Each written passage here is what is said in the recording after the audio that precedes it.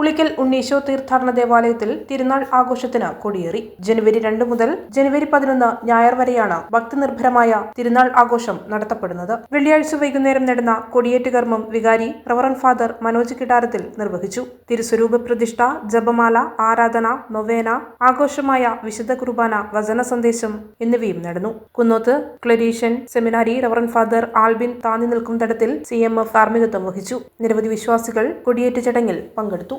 ഉളിക്കൽ ഉണ്ണിമിശിഹ തീർത്ഥാടനാലയത്തിലെ തിരുനാൾ 2026 ജനുവരി 2 വെള്ളിയാഴ്ച മുതൽ 2026 ജനുവരി 11 വരെ നടത്തപ്പെടുകയാണ്.